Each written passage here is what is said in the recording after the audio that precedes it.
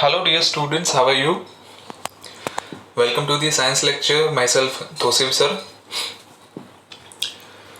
Today, uh, as you already know, we are on unit number 14. The unit name is Sources of Energy, right? Today's lecture topic is non-conventional sources of energy. And in the non-conventional sources of energy, I will teach you the solar energy, the first source of non-conventional energy. Okay चलिए सबसे पहले तो let me brief you about the non conventional sources of energy. Up to previous lecture we are studying the conventional sources of energy. Conventional means परंपरागत, जो पहले से इस्तेमाल किए जा रहे हो और जिसका इस्तेमाल काफ़ी अरसे से प्रचलित हो, जैसे कि पेट्रोल है, डीजल है, कोल है, विंड मिल है, बायोगैस प्लांट है, etcetera. But non conventional means what, कि बिन परंपरागत, जो परंपरागत स्रोत नहीं है, जिसका इस्तेमाल पिछले कुछ वर्षों से ही प्रचलित हुआ है, जैसे कि सोलर एनर्जी है.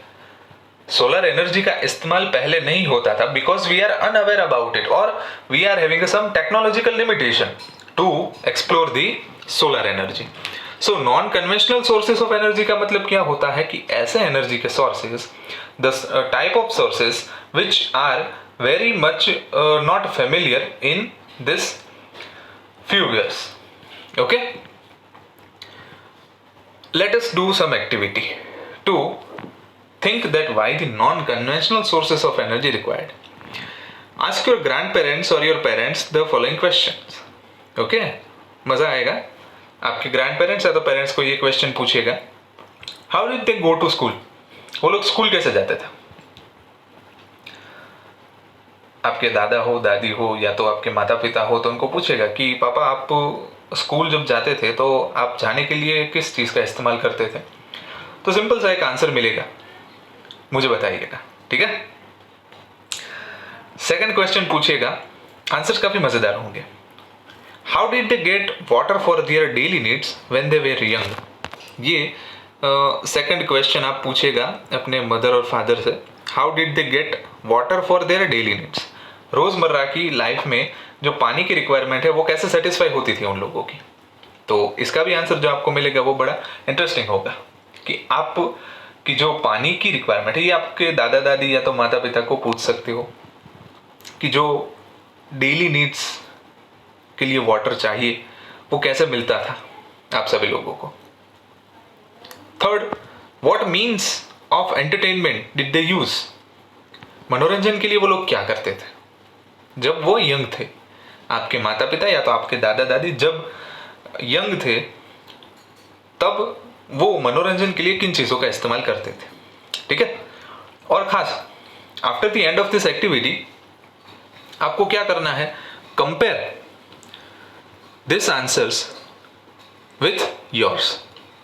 ये सेम क्वेश्चन आप अपने आप को पूछना कि अभी हम स्कूल कैसे जाते हैं, पानी कैसे लाते हैं और हमारे एंटरटेनमेंट का मीडियम क्या है. अंडरस्टूड. और डिफरेंस क्या आता है वो बाद में डिस्कस करेंगे हम लोग. ठीक है. We will discuss the answers. चलिए, तो पहले के ज़माने के अंदर जो एनर्जी की रिक्वायरमेंट थी वो काफ़ी कम थी, क्योंकि तभी के टाइम पे जो अप्लायंसेस थे, जो सोर्सेस काम के लिए इंडस्ट्री के अंदर जो भी सोर्सेस इस्तेमाल होते थे, जो भी मशीनरीज है, हाउस होल्ड अप्लायंसेस है, वो कम इस्तेमाल होते थे. तो डेली नीड्स जो एनर्जी की थी वो कम रहती थी. लेकिन अभी के ज़माने के अंदर अगर हम देखा जाए तो हमारे घर में ही कितनी सारी ऐसी चीज़ें हैं कि जिसके अंदर हमें कंटिन्यूसली एनर्जी की रिक्वायरमेंट रहती है. जैसे कि to cook the food we required LPG cylinder. For the ventilation purpose we are utilizing fan और air conditioner. For the washing of the clothes we are using washing machines. For the cold water we are using refrigerator, microwave oven and many other things. आप भी याद कर सकते हो मेरे तरीके से.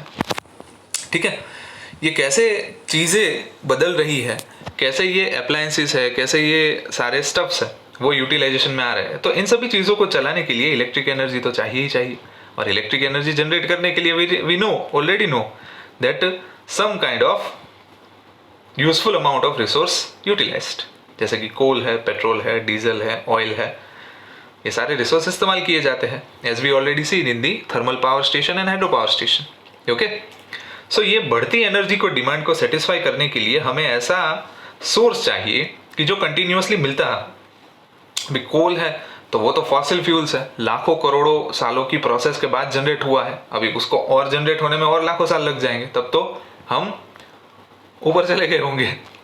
ठीक है, so we need a kind of resource which is renewable source, मतलब एक बार उसका इस्तेमाल कर लेने के बाद वापिस वो within a short duration of time it will available to us. Okay, so that first source that I am discussing is solar energy. Solar energy का जो स्मॉल पोर्शन है, छोटा सा भाग है, वही पृथ्वी के ऊपर आता है अभी, तो बाकी का जाता कहाँ है? जब भी सोलर रेडिएशन या तो सोलर एनर्जी एंटर करती है एटमॉस्फेयर के अंदर, तो एटमॉस्फेयर के अंदर एंट्री करने के बाद एटमॉस्फेयर के अंदर वो एब्जॉर्ब हो जाती है while passing through the atmosphere, और एब्जॉर्ब होने के बाद जो बची कुची होती है थोड़ा सा पार्ट, वो हमें जमीन के ऊपर या तो हमें मिलता है। So now we will talk about the practical application of solar energy. The first application is solar cooker. Solar cooker किसे कहते हैं? तो आप सभी को मालूम है कि रेक्टेंगुलर सा बॉक्स होता है कि जिसके अंदर डब्बे रखे हुए होते हैं, उसके ऊपर मिरर होता है और ग्लास की प्लेट होती है। It is solar cooker. A black surface absorb more heat compared to white surface, as we already know from our childhood कि जो ब्लैक सरफेस होती है वो मैक्सिमम अमाउंट के अंदर स्टोर कर सकती है या तो एब्जॉर्ब कर सकती है solar heat compare to the white surface. White surface will reflect the solar radiations. Okay, and this principle is utilized in the working of solar cooker and solar heater. The entire surface of the solar cooker is made the black. So that is why maximum amount of heat coming from the solar radiation absorbed by the utensils. अभी होता क्या है कि solar cooker के अंदर ऊपर glass plate रखी जाती है। अगर किसी ने सोलर कुकर देखा है तो उन लोगों को मालूम होगा कि सोलर कुकर के ऊपर एक ग्लास की प्लेट होती है। तो होता क्या है, जब भी अभी मैं आपको एक कॉमन सा एग्जांपल दूं कि समर सीजन के अंदर बाहर गाड़ी पड़ी हो, आपकी 4 व्हीलर पड़ी हो और उसके आपने धूप में रखी हो उस 4 व्हीलर को, अभी थोड़े देर के लिए आपने रखी, 2-3 घंटे के लिए, बाद में आपने उसका डोर खोला, तो जैसा ही डोर खोला अंदर से बड़ी गर्मी आ रही है। तो ये गर्मी आई कहाँ से? आपने क्या वहाँ पे हीटर रख दिया था? नो, बट सोलर रेडिएशन में जो हीट एनर्जी है वो एक बार गाड़ी के अंदर जाती है और ग्लास होने की वजह से वो वापस रिटर्न नहीं हो पाती, एंट्री कर पाती है। सोलर रेडिएशन एंट्री कर जाते हैं, लेकिन सोलर रेडिएशन के अंदर जो हीट है वो हीट एक बार अंदर चली जाए तो चली जाने के बाद वो वापस नहीं आ सकती because of the glass plate. So in that same way the solar cooker has a glass plate which allows the solar radiation to come inside the solar cooker, but it prevent the backflow of the solar radiations and thus the heat energy conserved inside the solar cooker. आप figure जो है वो text book के लिए भी reference ले सकते हैं, टेक्स्ट बुक के अंदर भी दे रखी है आपको figure. So in that way जो फूड होता है यूटेंसिल्स के अंदर वो इस गर्मी की वजह से कुक होता है, मतलब पक जाता है। समझ में आया सभी लोगों को? And in that way solar cooker will work. Black surface और ऊपर रखा हुआ होता है मिरर।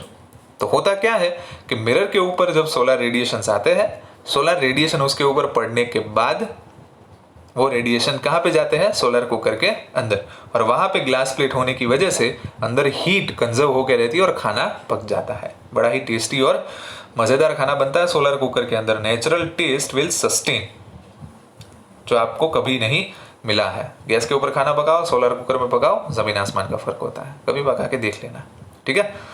चलिए, moving towards our next topic, solar cell. अभी सोलर कुकर तो तभी काम करता है जब भी सोलर रेडिएशंस मिल रहे हो और दिन के कुछ टाइम ही सोलर रेडिएशंस हमें मिल पाते हैं। लेकिन सोलर सेल जो है वो एक ऐसा डिवाइस है कि जिसके अंदर अगर मैं आपको कहूँ कि लेट मी मैक्सिमाइज दी पॉइंटर, ये सोलर सेल है, इसके ऊपर रेडिएशन आए, ठीक है? तो ये सोलर सेल, इस सोलर एनर्जी में जो फोटॉन्स होते हैं यानी कि प्रकाश ऊर्जा, उसका कन्वर्जन डायरेक्ट किस में करते हैं? इलेक्ट्रिक एनर्जी के अंदर। क्या बात कर रहे हो सर? फोटॉन्स का कन्वर्जन डायरेक्टली किस में? इलेक्ट्रिसिटी में। Yes, definitely, and that is why it is very special. Solar cell is very special kind of device which will directly convert the solar energy into electricity. Right? पिछले examination में एक question पूछा गया था solar cell में से कि एक सोलर सेल कितने वोल्ट और कितने वॉट बिजली प्रोड्यूस कर सकता है? एक सोलर सेल, सिर्फ एक सोलर सेल. तो मैंने यहाँ पे इंक्लूड किया है इस क्वेश्चन को. This one, cell develop voltage of 0.5 to 1 volt and produce 0.7 watt when exposed to sun. यानी कि सोलर सेल जब भी सन के सामने होता है, एक सोलर सेल, तो 0.5 से 1 वोल्ट की बिजली प्रोड्यूस करता है और उसकी वॉटेज कैपेसिटी होती है 0.7 वाट व्हेन एक्सपोज टू सन. और अगर आप ज़्यादा तादाद में सोलर सेल लगाते हो और उसको सूरज के सामने रखते हो तो उसे सोलर सेल पैनल कहा जाता है. क्या कहा जाता है? Solar cell panel. पैनल किसे कहते हैं? जब छोटे छोटे डिवाइस एक साथ में कनेक्टेड हो. तो यहाँ पे सोलर सेल कनेक्टेड होंगे तो उसे कहा जाएगा solar cell panel. Okay. What are the advantages of solar energy? तो first prime advantage is there are no moving parts. तो मूविंग पार्ट्स नहीं होंगे तो उसके अंदर मेंटेनेंस का खर्चा कम आएगा. उसका डेप्रिसिएशन मतलब घसार, આપણે જેને ગુજરાતીમાં ઘસારો કહીએ, ઘिसाव जो होता है पार्ट्स का वो कम होगा, मतलब होगा ही नहीं, because there is a less no moving parts. Okay, this is the first advantage. Second is no maintenance, या तो less maintenance, because there are less number of moving parts, या तो मूविंग पार्ट्स है ही नहीं तो उसके ऊपर से सिर्फ धूल साफ करनी होगी आपको और कुछ नहीं करना होगा. That is why less maintenance is required. And it can setup in the remote areas, जहाँ पे बिजली पहुँचाना मुश्किल है या तो जहाँ पे लोग रह रहे हैं वो काफ़ी ट्राइबल एरिया है, वहाँ पे गवर्नमेंट को बिजली पहुँचानी है. So in that area solar cell is a boon, मतलब आशीर्वाद है सोलर सेल रूप, आशीर्वाद रूप है सोलर सेल कि जिसका इस्तेमाल आप रिमोट एरियाज के अंदर कर सकते हो. So this is all about solar cell and solar energy which is a non conventional source of energy जो अभी कुछ सालों के अंदर ही प्रचलित हुआ है. ओके, चलिए तो यहाँ तक रखते हैं इस टॉपिक के बारे में. नेक्स्ट लेक्चर के अंदर दूसरा non conventional sources of energy का टाइप जो कि ओशियन एनर्जी है उसके बारे में डिस्कशन करेंगे. तब तक stay blessed, stay happy, stay at home my dear students. Thank you.